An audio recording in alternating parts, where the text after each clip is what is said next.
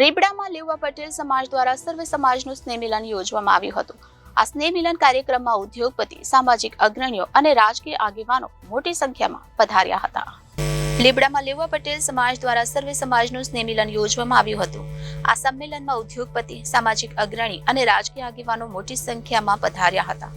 લેવા પટેલ સમાજ રીબડા દ્વારા સંમેલનના નેજા હેઠળ પૂર્વ ધારાસભ્ય જયરાજસિંહ જાડેજાએ શક્તિ પ્રદર્શન કર્યું હતું, જેમાં તેમણે 150 ગાડીઓના કાફલા સાથે એન્ટ્રી કરી હતી। તેમણે રીબડા જૂથ ઉપર કટાક્ષ કરવામાં કોઈ કસર છોડી ન હતી। તેમણે કહ્યું હતું કે ઘણા વર્ષોથી એક જ કુટુંબની ગુંડાગીરી ચાલે છે, પરંતુ અસામાજિક તત્વોનો સફાયો કરવા તેઓ વચનબદ્ધ છે। રીબડા ખાતે મહાસંમેલન ભાઈએ કીધું હતું 22 ડિસેમ્બરે ફરીથી સંમેલન કરું છું, આજે હાજરી ખાસ કરીને ગત વર્ષની જેમ આ વર્ષે પણ 22 તારીખે એટલે કે ભાઈ રીબડા ગામના લેવા પટેલ સમાજના યુવાનો દ્વારા એક સ્નેહ મિલનનું આયોજન કરવામાં આવેલું છે। ખાસ કરીને મુખ્ય 3 મુદ્દાને લઈ અને આજરોજ રીબડા ખાતે ફરી એકવાર સ્નેહ મિલનનું આયોજન છે અને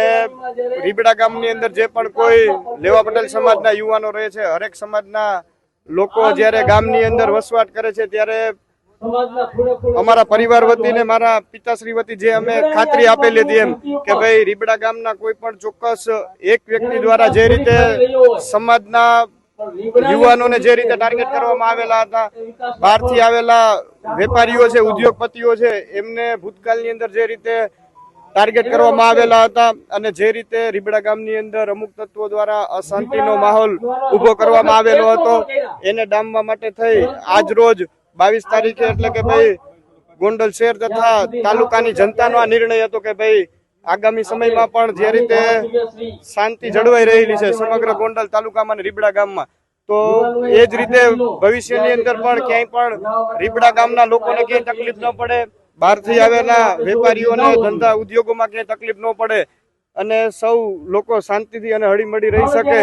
એ હેતુથી ફરી એકવાર ગોંડલ શહેર તથા તાલુકાના લોકો તથા રીબડા ગામના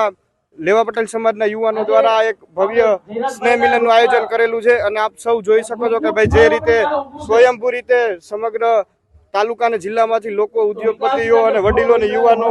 આ કાર્યક્રમની અંદર સ્વયંભૂ રીતે પૂરી તાકાતથી જોડાયેલા છે।